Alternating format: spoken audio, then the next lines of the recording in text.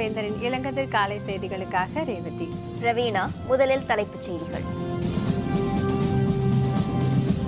Hydro carbon திட்டத்துக்கு எதிர்ப்பு. இன்று 19வது நாளாக போராட்டம் நீடிப்பு.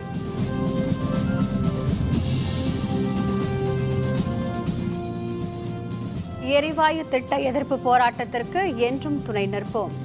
நெடுவாசல் வடகாட்டில் ஐஜேகே தலைவர் ரவி பச்சமுத்து பேச்சு.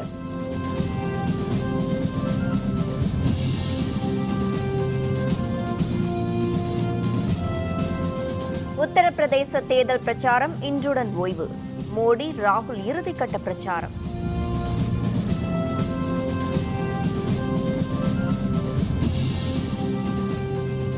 இந்திய மீனவர்கள் 85 பேர் சிறைப்பிடிப்பு. 14 படகுகளையும் பறித்தது பாகிஸ்தான்.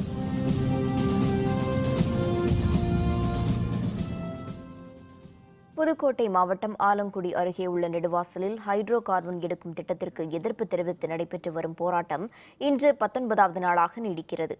விளைநிலங்களை பாழாக்கி இயற்கை எரிவாயு எடுக்கும் இந்த திட்டத்தை மத்திய அரசு திரும்பப் பெற கோரி நெடுவாசல் மக்கள் போராடி வருகிறார்கள். அவர்களுடன் மாணவர்கள், இளைஞர்கள், பல்வேறு அரசியல் கட்சியினர், சமூக ஆர்வலர்களும் கைகோர்த்துள்ளனர். இந்நிலையில் நெடுவாசலில் நேற்று 18வது நாளாக போராட்டம் நடைபெற்றது. நேற்று விடுமுறை நாள் என்பதால் வெளி மாவட்டங்களைச் சேர்ந்த ஏராளமானோர் போராட்டத்தில் பங்கேற்றனர். திரைப்பட இயக்குநர் கரு பழனியப்பன், இசையமைப்பாளர் ஜி வி பிரகாஷ் போன்றோரும் நேற்றைய போராட்டத்தில் கலந்து கொண்டனர். இன்று 19வது நாளாக போராட்டம் நீடித்து வருகிறது. ஹைட்ரோ கார்பன் திட்டத்திற்கு எதிராக போராடும் புதுக்கோட்டை மாவட்டம் நெடுவாசல் வடகாடு மக்களுக்கு இந்திய ஜனநாயக கட்சி என்றும் துணை நிற்கும் என அந்த கட்சியின் தலைவர் ரவி பச்சமுத்து உறுதியளித்துள்ளார். புதுக்கோட்டை மாவட்டம் ஆலங்குடி அடுக்கே நெடுவாசலில் ஹைட்ரோ கார்பன் எடுக்கும் திட்டத்திற்கு எதிர்ப்பு தெரிவித்து 19வது நாளாக போராட்டம் நடந்து வருகிறது.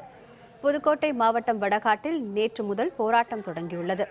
இந்நிலையில் இந்திய ஜனநாயக கட்சியின் தலைவர் ரவி பச்சமுத்து நேற்று புதுக்கோட்டை மாவட்டம் வடகாட்டுக்கு வந்து அங்கு போராட்டத்தில் பங்கேற்றார்.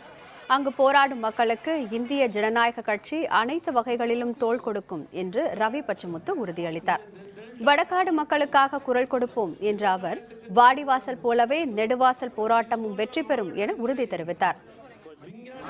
உங்களோடு தோள் கொடுத்து எப்போதும் இந்திய ஜனநாயக கட்சி நிற்கும். இந்திய நாடு என்பது கிராமங்களை அடிப்படையாக கொண்டது. அது மட்டுமல்ல, இந்த டெல்டா மாவட்டம் விவசாயத்துக்கு பேர் போனது.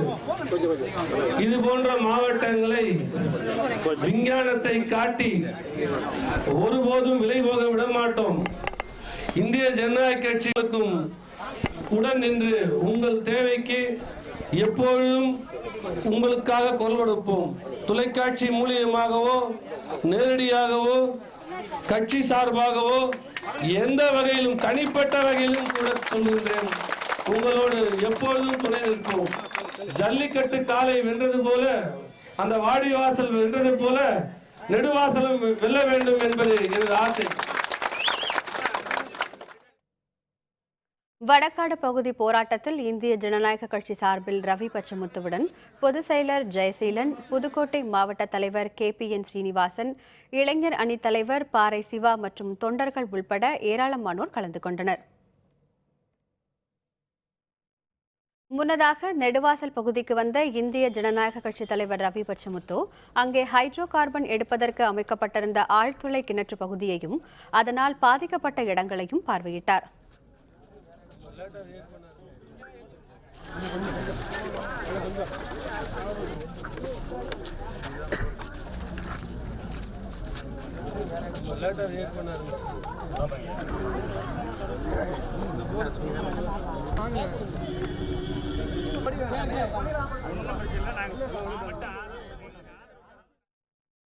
பின்னர் நெடுவாசலில் போராட்டத்தில் பங்கேற்று பேசிய ரவி பச்சமுத்து, ஹைட்ரோ கார்பன் திட்டத்தை தமிழகத்திற்கு எந்த ஒரு பகுதியிலும் எந்த ஒரு பெயரிலும் கொண்டு வந்தாலும் அதை எதிர்த்து போராடும் மக்களுக்கு இந்திய ஜனநாயக கட்சி ஆதரவு தெரிவிக்கும் என கூறினார். பின்னர் செய்தியாளர்களுடன் பேசிய ரவி பச்சமுத்து, தமிழக அரசு எம்பிக்கள் மூலம் மத்திய அரசுக்கு அழுத்தம் கொடுத்து ஹைட்ரோ கார்பன் திட்டத்தை தடை செய்ய நடவடிக்கை எடுக்க வேண்டும் என கேட்டுக்கொண்டார்.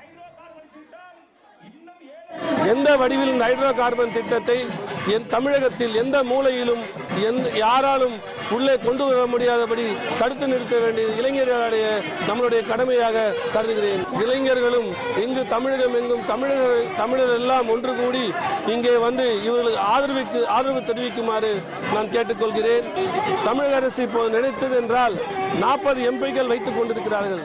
அவர்கள் மத்தியிலே பேசி இந்த திட்டத்தை கண்டிப்பாக தமிழக அரசு நினைத்தால் முடியும். எரிவாயு திட்டத்துக்கு எதிராக புதிதாக போராட்டம் தொடங்கியுள்ள புதுக்கோட்டை மாவட்டம் வடகாடு போராட்டக் குழுவினருடன் ஆட்சியர் நடத்திய பேச்சுவார்த்தை தோல்வியில் முடிந்தது. இதனால் வடகாடு பகுதியில் போராட்டம் இன்றும் தொடர்கிறது.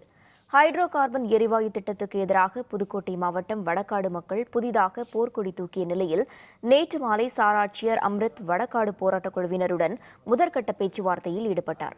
அதில் முன்னேற்றம் ஏற்பட்டதால் நேற்றிரவு ஆலங்குடி வட்டாட்சியர் அலுவலகத்தில் மாவட்ட ஆட்சியர் கணேஷ் 2ஆம் கட்ட பேச்சுவார்த்தையில் ஈடுபட்டார். அதில் உடன்பாடு ஏற்படவில்லை. மக்களை கலந்து ஆலோசித்துவிட்டு பதில் சொல்வதாக கூறி போராட்டக் குழுவினர் சென்றதால் வடகாடு போராட்டம் தொடரும் நிலை ஏற்பட்டுள்ளது. பேச்சுவார்த்தைக்கு பின் செய்தியாளர்களுடன் பேசிய ஆட்சியர் கணேஷ், கோட்டைக்காடு கிராம மக்களைப் போலவே வடகாடு நெடுவாசல் மக்களும் போராட்டத்தை கைவிடுவார்கள் என நம்பிக்கை தெரிவித்தார். ஹைட்ரோ கார்பன் திட்டம் தொடர்பாக பொதுமக்களின் போராட்டங்களை நிறுத்துவதற்காக தொடர்ந்து நம் மாவட்ட நிர்வாகம் சார்பாக பேசிக் கொண்டிருக்கிறோம். அவர்கள் போராட்டத்தை முடிவு கொண்டு வருவதாக அந்த ஊர்க்கூட்டத்திலே பேச்சுவார்த்தை நடைபெற்றுக் கொண்டிருக்கிறார்கள். அனைவரும் விரைவில் ஒருமித்த கருத்தை அடைவார்கள் என்பதை தெரிவித்துள்ளது. ஹைட்ரோ கார்பனை விட அது மீத்தேன்னு சொல்லித்தான் போட்டாங்க. அந்த திட்டத்தை ஊரில் பேண்டட்னாக்கா இனிமேல் ஓயப்படாத ஸ்கீமில் இருக்குன்னு சொல்லியிருக்கிறாரு. இதுக்கு மேலே நாங்கள் ஆலோசனை பண்ணி இவங்க சொல்கிறத நம்ம ஏற்றுக்கிறதா என்ன எப்படி இருக்குன்னு சொல்லி நாங்கள் ஒரு கலந்தாலோசனை பண்ணி சொல்கிறேன்னு சொல்லிடுறோம். 60 கிராமங்களில் இருக்கின்ற முக்கியஸ்தர்களோடு அந்த பேச்சுவார்த்தை நடந்து கொண்டிருக்கிறது. இன்னொரு சுற்று பேச்சுவார்த்தை அவங்க கிராமம் கூடி ஊர் கூடி பஞ்சாயத்து மூலமாக அதை என்ன செய்வது என்ற போராட்டத்தை என்பது முடிவெடுக்க இருக்கின்றார்கள். மாவட்ட ஆட்சியர் சொன்னது போல விரைவில் முடிப்பதற்கான ஏற்பாட்டை நாங்கள் செய்வோம். புதுக்கோட்டை மாவட்டம் நெடுவாசலில் எரிவாயு எதிர்ப்பு போராட்டத்தில் பங்கேற்க வந்த பாரதிய ஜனதா தேசிய தலைவர் ஹெச் ராஜாவுக்கு கடும் எதிர்ப்பு கிளம்பியதால் அவர் போராட்ட களத்தை விட்டு வெளியேறினார். ஹைட்ரோ கார்பன் திட்டத்திற்கு எதிர்ப்பு தெரிவித்தும் ONGC நிறுவனம் மற்றும் மத்திய அரசை கண்டித்தும் புதுக்கோட்டை மாவட்டம் நெடுவாசலில் தொடர் போராட்டம் நடந்து வருகிறது. நேற்றிரவு பாரதிய ஜனதாவின் தேசிய செயலர் ஹெச் ராஜா அந்த போராட்டத்தில் பங்கேற்க வந்தார். அப்போது போராட்டக்காரர்கள் அவருக்கு எதிர்ப்பு தெரிவித்தனர். போராட்டக்காரர்கள் நடுவே ஹெச் ராஜா பேச முயன்றபோது மக்கள் எதிர்ப்பு தெரிவித்து முழக்கம் எழுப்பினர். ஹெச் ராஜா அப்போது இளைஞர்களுடன் அமர்ந்து போராட்டத்தில் ஈடுபட முயன்றார். அதற்கும் கடும் எதிர்ப்பு எழும்பியதால் போராட்ட களத்திலிருந்து ஹெச் ராஜா வெளியேறினார். மத்திய அரசு ஹைட்ரோ கார்பன் திட்டத்தை திரும்பப் பெற்று வறட்சி நிவாரணத்தை உடனே அளிக்க வேண்டும் என மார்க்சிய கம்யூனிஸ்ட் கட்சியின் மாநில செயலர் ராமகிருஷ்ணன் கூறியுள்ளார். மார்க்சிய கம்யூனிஸ்ட் கட்சி சார்பாக மதுரை மாவட்டம் கருமாத்தூரில் தொடங்கிய பிரச்சார பயணம் வாடிப்பட்டி வழியாக ஹார்விப்பட்டியை வந்தடைந்தது. அங்கு செய்தியாளர்களிடம் பேசிய மார்க்சிய கம்யூனிஸ்ட் கட்சியின் மாநில செயலர் ராமகிருஷ்ணன், தமிழகத்துக்கு வறட்சி நிதியை மத்திய அரசு உடனே வழங்க வேண்டும் எனவும் வறட்சியால் உயிரிழந்த விவசாயிகளுக்கு தலா 5 லட்சம் ரூபாய் அளிக்க வேண்டும் எனவும் வலியுறுத்தினார். தமிழக அரசு வாட் வரி விதித்து பெட்ரோல் டீசல் விலை உயர்வுக்கு வழிவகுத்து விட்டதாக குற்றம் சாட்டிய ராமகிருஷ்ணன், இந்த பெட்ரோல் டீசல் விலை உயர்வை தமிழக அரசு திரும்பப் பெற வேண்டும் எனவும் கேட்டுக்கொண்டார். பெட்ரோல் ஒரு லிட்டருக்கு 3 ரூபாய் 78 வீதமும், டீசல் ஒரு லிட்டருக்கு ₹1.76 வீதமும் உயர்த்தி இருப்பது வன்மையாக கண்டிக்கத்தக்கது. மக்களை பாதிக்கக்கூடிய, விவசாயத்தை பாதிக்கக்கூடிய, நீர்வளம் நிலவளத்தை பாதிக்கக்கூடிய ஹைட்ரோ கார்பன் திட்டத்தை மத்திய அரசாங்கம் உடனடியாக திரும்ப பெற வேண்டும், ரத்து செய்ய வேண்டும்னு நான் வற்புறுத்துறேன். உத்தரப்பிரதேச சட்டப்பேரவை தேர்தலுக்கான 7வது மற்றும் இறுதிக்கட்ட பிரச்சாரம் இன்று மாலை வரை ஓய்கிறது. வரும் 8ஆம் தேதி வாக்குப்பதிவு நடக்கவுள்ளது. இந்தியாவின் மிகப்பெரிய மாநிலமான உத்தரப்பிரதேசம் 7 கட்டங்களாக பேரவைத் தேர்தலை சந்தித்து வருகிறது. 6 கட்ட தேர்தல்கள் ஏற்கனவே முடிந்துவிட்ட நிலையில் இறுதிக்கட்ட தேர்தல் பிரச்சாரம் இன்று மாலையுடன் ஓய்கிறது. இதனால் அனைத்து கட்சியினரும் அங்கு அனல் பறக்கும் பிரச்சாரத்தில் ஈடுபட்டுள்ளனர். உத்தரப்பிரதேச 7ஆம் கட்ட தேர்தலில் 7 மாவட்டங்களைச் சேர்ந்த 40 தொகுதிகள் தேர்தலை சந்திக்கின்றன. வரும் 8ஆம் தேதி வாக்குப்பதிவு நடக்கிறது. வரும் 11ஆம் தேதி வாக்குகள் எண்ணப்பட்டு முடிவுகள் அறிவிக்கப்பட உள்ளன. எதிர்க்கட்சிகள் எல்லாம் தேர்தல் லாபத்துக்காகவே செயல்படுவதாக வாரணாசியில் நடந்த தேர்தல் பிரச்சார கூட்டத்தில் பிரதமர் நரேந்திர மோடி பேசியுள்ளார். உத்தரப்பிரதேச சட்டப்பேரவை தேர்தல் இறுதிக்கட்டத்தை எட்டியுள்ள நிலையில் பிரதமர் மோடி நேற்று 2வது நாளாக வாரணாசி பகுதியில் தேர்தல் பிரச்சாரம் மேற்கொண்டார். திறந்த வாகனத்தில் தேலியாபாக், சவுகாகட், பாந்தேப்பூர் உள்பட பல பகுதிகளில் 5 கிலோமீட்டர் தொலைவுக்கு மோடி பிரச்சாரத்தில் ஈடுபட்டார். பாரதிய ஜனதா தொண்டர்கள் கட்சி கொடிகளை அசைத்தும் மலர் தூவியும் மஞ்சள் வீசியும் அவரை வரவேற்றனர். பேரணியின் முடிவில் பேசிய மோடி எதிர்க்கட்சிகள் வாரணாசியை புறக்கணிப்பதாக குற்றம் சாட்டினார். வாரணாசி பற்றி தனக்கு பெரிய கனவு இருப்பதாகவும் தனது கனவுகளை நிறைவேற்ற எதிர்க்கட்சிகள் முட்டுக்கட்டை போடுவதாகவும் மோடி குற்றம் சுமத்தினார். விவசாயிகளுக்கு அளித்த வாக்குறுதி எதையும் பிரதமர் மோடி நிறைவேற்றவில்லை என்று உத்தரப்பிரதேச மாநிலம் ஜான்பூரில் நடந்த தேர்தல் பிரச்சார பொதுக்கூட்டத்தில் ராகுல் காந்தி குற்றம் சாட்டினார். உத்தரப்பிரதேச சட்டப்பேரவை தேர்தல் இறுதிக்கட்டத்தை எட்டியுள்ள நிலையில் வாரணாசி அருகே ஜான்பூரில் நடந்த தேர்தல் பிரச்சார பொதுக்கூட்டத்தில் காங்கிரஸ் துணைத் தலைவர் ராகுல் காந்தி பேசினார்.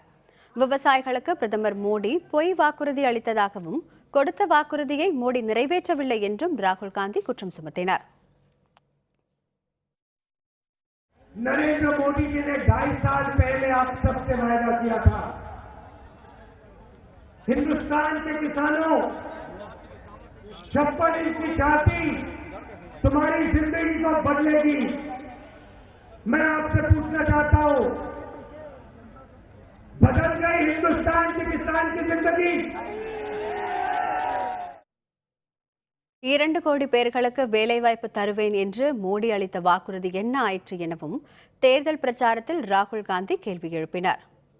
हिंदुस्तान के हर युवा से कहा था, नरेंद्र मोदी स्वयं 2 करोड़ युवाओं को देश में रोजगार देगा। आप मुझे बताइए भाइयों और बहनों, नरेंद्र मोदी जी ने पिछले 2.5 साल में इस भीड़ में से किसी को भी रोजगार दिया है? எல்லை தாண்டி மீன் பிடித்ததாக கூறி இந்திய மீனவர்கள் 85 பேரையும் அவர்களது 14 படகுகளையும் பாகிஸ்தான் கடற்படை சிறைப்பிடித்தது. இந்திய மீனவர்கள் 85 பேர் 14 படகுகளில் அரபிக்கடலின் வடபகுதியில் மீன்பிடித்துக் கொண்டிருந்தனர். அப்போது பாகிஸ்தான் கடற்படை அவர்களை கைது செய்த படகுகளையும் பறிமுதல் செய்தது. பிடிபட்ட மீனவர்கள் துறைமுக நகரமான கராச்சிக்கு கொண்டு செல்லப்பட்டு காவல்துறையிடம் ஒப்படைக்கப்பட்டனர். இன்று அவர்களை நீதிமன்றத்தில் நேர்நிறுத்த கராச்சி நகர காவல்துறை முடிவு செய்துள்ளது. இந்நிலையில் கரை திரும்ப முடியாமல் பாகிஸ்தான் கடற்பரப்புக்கு சென்றதாகவும் பாகிஸ்தான் கடற்படை வலுக்கட்டாயமாக தங்களை சிறைப்பிடித்து விட்டதாகவும் பிடிப்பட்ட மீனவர்களில் ஒருவர் தெரிவித்துள்ளார். सर हम लोग मच्छी पकड़ रहे थे, हमें पता नहीं है कि हम पाकिस्तान समुद्र में आ गए और पाकिस्तान का जहाज हमें लेके यहाँ कराची तक आ गए. இலங்கை கடற்படையால் தமிழக மீனவர்கள் கைது செய்யப்பட்டதை கண்டித்து வரும் கச்சத்தீவு திருவிழாவை புறக்கணிக்கப் போவதாக ராமேஸ்வரம் மீனவர்கள் அறிவித்துள்ளனர். இலங்கை கடற்படையால் தமிழக மீனவர்கள் கைது செய்யப்படுவது தொடர்கதையாகி வருகிறது. இந்நிலையில் நேற்று முன்தினம் ராமேஸ்வரம் தங்கச்சிமடத்தை சேர்ந்த 15 மீனவர்களையும் புதுக்கோட்டை ஜெகதாப்பட்டினத்தை சேர்ந்த 9 மீனவர்களையும் இலங்கை கடற்படை சிறைப்பிடித்தது. ஒரே நாளில் சிறைப்பிடிக்கப்பட்ட இந்த 24 மீனவர்களில் தங்கச்சிமடம் மீனவர்கள் வரும் 17ஆம் தேதி வரை வவுனியா சிறையிலும், ஜெகதாப்பட்டினம் மீனவர்கள் வரும் 15ஆம் தேதி வரை ஊர்காவல்துறை சிறையிலும் அடைக்கப்பட்டுள்ளனர். இதனிடையே தமிழக மீனவர்கள் கைது செய்யப்பட்டதை கண்டித்து வரும் 11, 12 ஆகிய தேதிகளில் கச்சத்தீவில் நடைபெறவுள்ள திருவிழாவை புறக்கணிக்கப் போவதாக ராமேஸ்வரம் மீனவர்கள் அறிவித்துள்ளனர். மார்ச் 7ஆம் தேதி முதல் போராட்டத்தில் ஈடுபட போவதாகவும் பாம்பனில் ரயில் மறியலில் ஈடுபட இருப்பதாகவும் அவர்கள் கூறியுள்ளனர். வறட்சி பற்றி ஆராய புதுச்சேரி வந்தது மத்திய குழு. 2 குழுக்களாக இன்று ஆய்வு. விவரம் விளம்பர இடைவேளைக்கு பிறகு.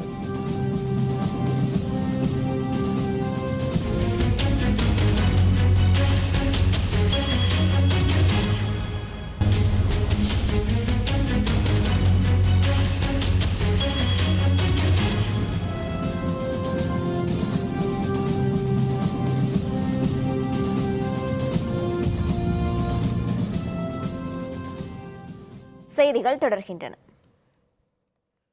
தருமபுரி மாவட்டம் வாணியாறு அணையிலிருந்து பாசனத்துக்காக நீரை உயர்கல்வித்துறை அமைச்சர் KP அன்பழகன் திறந்து வைத்தார். தருமபுரி மாவட்டம் பாப்பிரெட்டிப்பட்டி அருகே வாணியாறு நீர்த்தேக்கம் உள்ளது. வாணியாறு நீரை நம்பி பழைய ஆயக்கட்டு பகுதியில் 1200 ஏக்கர் நிலங்களும் புதிய ஆயக்கட்டு பாசன பகுதியில் ஏறத்தாழ 8000 ஏக்கர் நிலங்களும் உள்ளன. இந்நிலையில் வாணியாறு அணை நீரை பாசன பயன்பாட்டுக்காக உயர்கல்வித்துறை அமைச்சர் KP அன்பழகன் நேற்று திறந்து வைத்தார். இதன் மூலம் வெங்கடசமுத்திரம், ஆலாபுரம், தென்கரைக்கோட்டை, மோனையானூர், பாப்பிரெட்டிப்பட்டி, அதிகாரப்பட்டி, மெனசி, கோபிநாதம்பட்டி உள்ளிட்ட 16 கிராமங்கள் பயன்பெற உள்ளன. நீரை சிக்கனமாக பயன்படுத்தும்படி பொதுப்பணித்துறை அலுவலர்கள் கேட்டுக் கொண்டுள்ளனர்.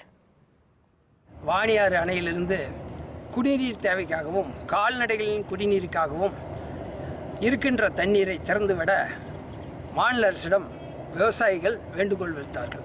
அதனுடைய அடிப்படையில் உயர்கல்வித்துறை அமைச்சர் அவர்கள் தலைமையில் மாவட்ட ஆட்சியர் மற்றும் பாப்பிரெட்டிப்பட்டி சட்டமன்ற உறுப்பினர் அவர்கள் முன்னிலையில் தண்ணீர் திறந்துவிடப்பட்டுள்ளது.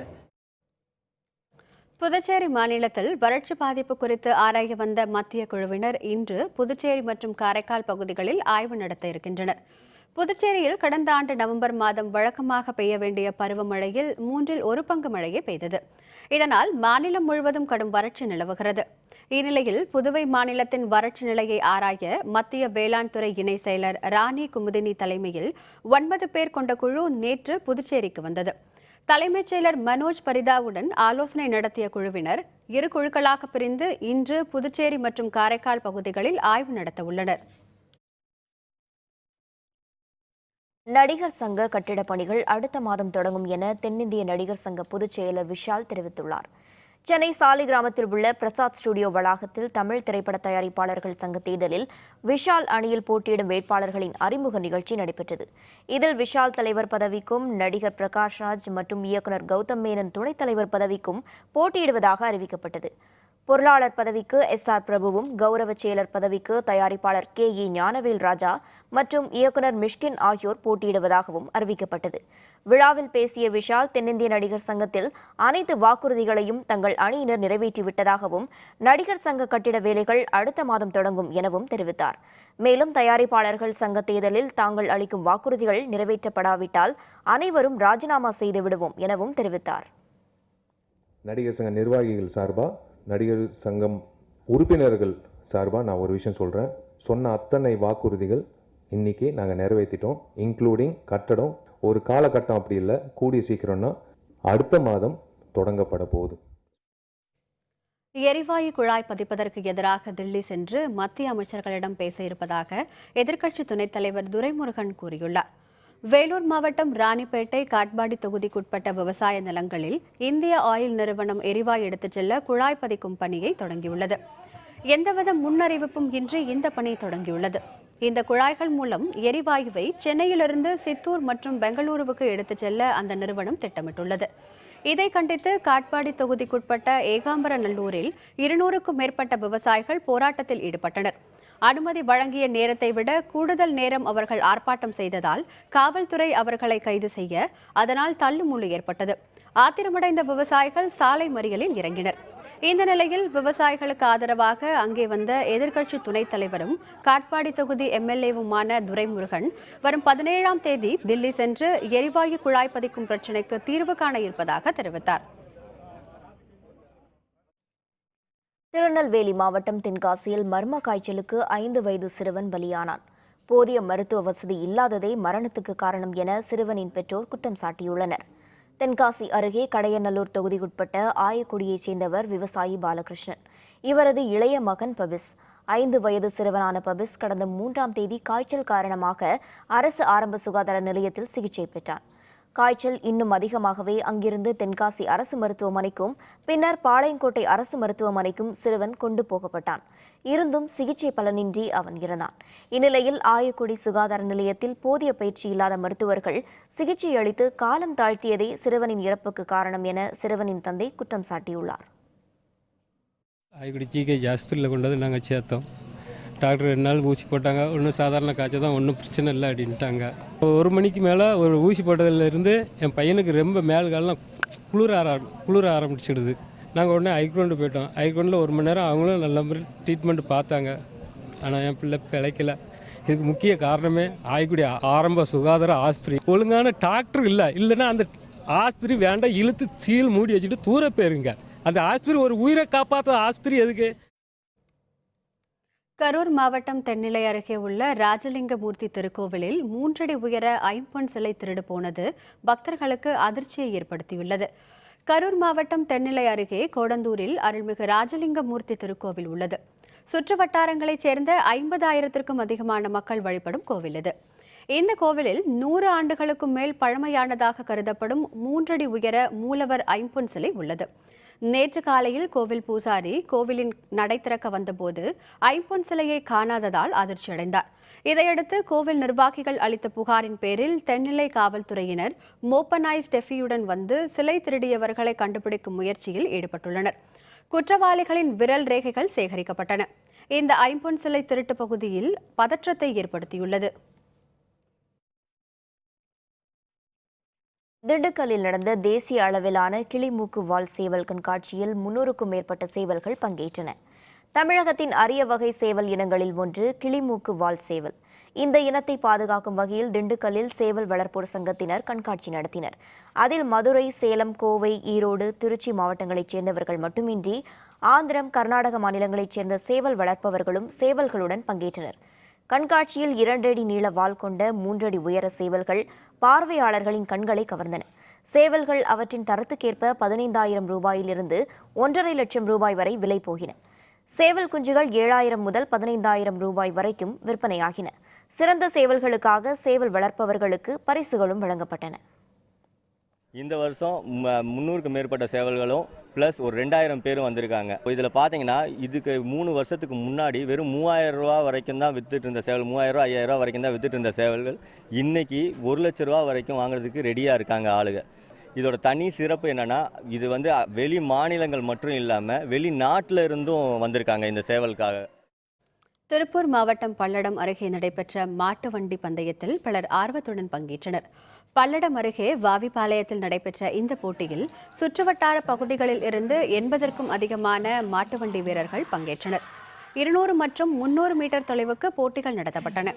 போட்டியில் வெற்றி பெற்ற சித்தம்பலம் கோவிந்தராஜன், பல்லடம் தங்கமுத்து ஆகியோருக்கு தங்க நாணயங்கள் பரிசாக வழங்கப்பட்டன. போட்டியை காண வழிநெடுகிலும் மக்கள் திரண்டிருந்தனர்.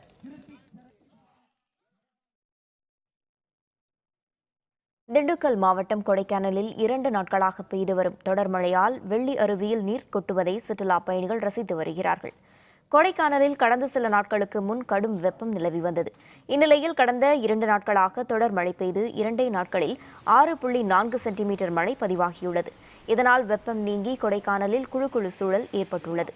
மேலும் கொடைக்கானல் வெள்ளி அருவியில் நீர் கொட்டுவதால் சுற்றுலா பயணிகள் அந்த அருவி முன் நின்று படம் எடுத்துக் கொள்கின்றனர். மழை காரணமாக நீர்நிலைகளில் நீர்மட்டம் உயர்ந்து வருவதால் விவசாயிகளும் மகிழ்ச்சி அடைந்துள்ளனர். சேலத்தில் ஸ்ரீ ராகவேந்திரரின் பிறந்த நாளை முன்னிட்டு மலர் அலங்காரம் மற்றும் சிறப்பு யாகங்கள் செய்யப்பட்டன. ஸ்ரீ ராகவேந்திரர் அவதரித்த தினம் நேற்று உலகம் முழுவதும் கொண்டாடப்பட்டது. சேலத்தில் நேற்று ஸ்ரீ ராகவேந்திரருக்கும் அவரது பிருந்தாவனத்திற்கும் அதிகாலை முதலே பல்வேறு வாசனை திரவியங்களால் அபிஷேகம் செய்யப்பட்டது. பின்னர் ஆச்சாரியார்கள் திருமந்திரம் முழங்க தன்வந்திரி ஹோமம், சுதர்சன ஹோமங்கள் நடைபெற்றன. அரளி, மரிக்கொழுந்து, ரோஜா உள்ளிட்ட பல்வேறு வாசனை மலர்களால் புஷ்ப அலங்காரம் செய்யப்பட்டது. பிறகு உலக அமைதிக்காகவும் மழை வேண்டியும் பூக்களால் லட்சார்ச்சனை நடைபெற்றது. திரளாக வந்திருந்த பக்தர்கள் ஸ்ரீ ராகவேந்திரரின் பக்தி பாடல்களை பாடி மகிழ்ந்தனர். சேலம் கோட்டை அருள்மிகு அழகிரிநாதர் திருக்கோவிலில் திருக்கல்யாண மகோத்சவத்தில் திரளான பக்தர்கள் கலந்து கொண்டு சுவாமி தரிசனம் செய்தனர். சேலம் பழைய பேருந்து நிலையம் அருகே பழமை வாய்ந்த கோட்டை அருள்மிகு அழகிரிநாதர் திருக்கோவில் உள்ளது. இக்கோவிலில் ஆண்டுதோறும் நடக்கும் ஸ்ரீ சுந்தரராஜ பெருமாள் திருக்கல்யாணம் சிறப்பான ஒன்று. இந்த ஆண்டு 18வது திருக்கல்யாணம் 2 நாட்களாக சிறப்பாக நடைபெற்றது. முதல் நாள் நிச்சயதார்த்தம், நவகலச திருமஞ்சள நீராட்டு சேவைகளும், பின்னர் உற்சவமூர்த்தியான அழகிரிநாத பெருமாளுக்கும் ஸ்ரீதேவி பூதேவி தாயாருக்கும் பல்வேறு வாசனை திரவியங்களால் சிறப்பு அலங்காரம் செய்யப்பட்டது. பின்னர் மகா ஹோமம், அதைத் தொடர்ந்து திருக்கல்யாணம் நடைபெற்றது. அதன் பின்னர் சுவாமி சிலைகளை பட்டாச்சாரியார் சுமந்து நடனமாடி வர நங்கவல்லி என்ற நலங்கு பூஜை நடைபெற்றது. பல ஆயிரம் பக்தர்கள் இதில் பங்கேற்று பக்தி பெருக்குடன் வழிபட்டனர்.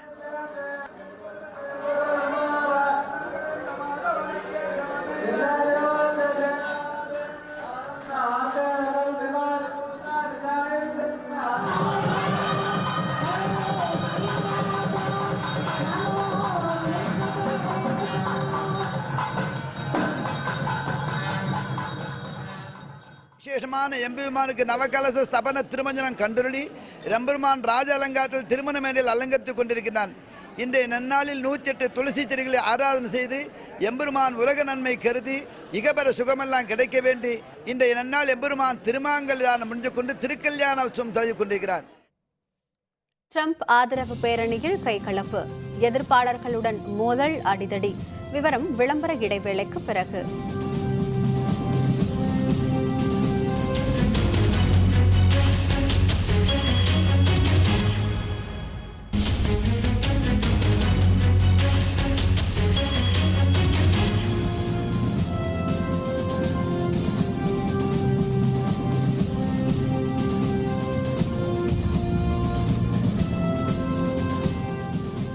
செய்திகள் தொடர்கின்றன. இனி அயலகச் செய்திகள்.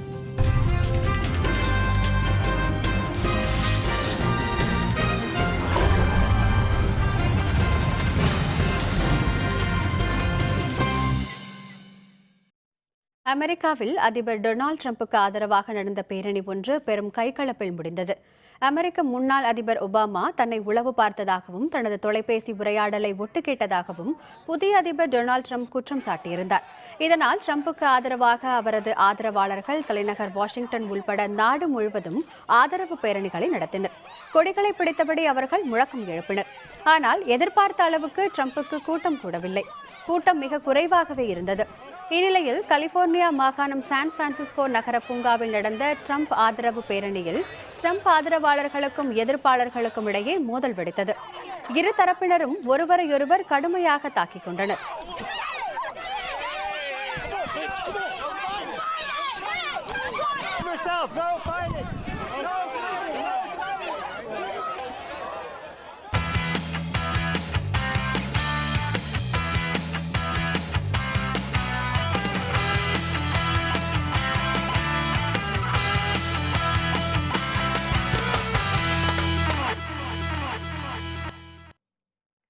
பெலாரஸ் நாட்டு அணியுடனான ஹாக்கி தொடரில் இந்திய மகளிர் அணி 3வது வெற்றியை பெற்று தொடரை தனதாக்கியது. பெலாரஸ் நாட்டு மகளிர் ஹாக்கி அணியுடன் இந்திய மகளிர் அணி 5 போட்டிகள் கொண்ட தொடரில் ஆடி வருகிறது. முதல் 2 போட்டிகளில் 5-1, 2-1 என வெற்றி பெற்ற இந்திய அணி நேற்று 3வது போட்டியில் ஆடியது. ஆட்டத்தின் முதல் கால் பகுதியில் கோல் எதுவும் விழாத நிலையில் பெலாரஸ் அணி தலைவரான ரிட்டா பட்டூரா 24வது நிமிடத்தில் பெனால்டி கார்னர் வாய்ப்பை கோல் ஆக்கினார். எனினும் இந்திய அணி தலைவர் ராணி 35 மற்றும் 39வது நிமிடங்களில் 2 கோல்களை அடித்து இந்திய அணியை முன்னிலை பெற செய்தார். 42வது நிமிடத்தில் இந்திய அணியின் தீபிகா 1 கோல் அடிக்க முடிவில் 3-1 என இந்திய அணி ஹாட்ரிக் வெற்றி பெற்று தொடரை கைப்பற்றியது. இவ்விரு அணிகளுக்கும் இடையிலான 4வது போட்டி இன்று நடைபெற உள்ளது. மீண்டும் தலைப்புச் செய்திகள். ஹைட்ரோ கார்பன் திட்டத்திற்கு எதிர்ப்பு. இன்று 19வது நாளாக போராட்டம் நீடிப்பு.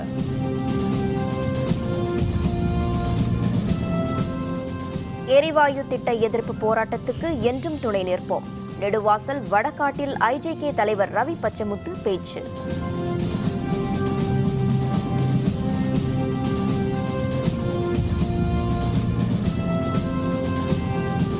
உத்தரப்பிரதேச தேர்தல் பிரச்சாரம் இன்றுடன் ஓய்வு. மோடி ராகுல் இறுதிக்கட்ட பிரச்சாரம்.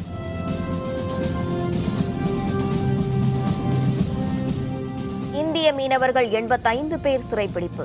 14 படகுகளையும் பறித்தது பாகிஸ்தான். இத்துடன் வேந்தரின் இளங்கதிர் காலை செய்திகள் நிறைவடைந்தன. மீண்டும் பகல் 1:30 மணிக்கு வேந்தரின் உச்சிவேளை பகல் செய்திகளில் சந்திப்போம். வணக்கம்.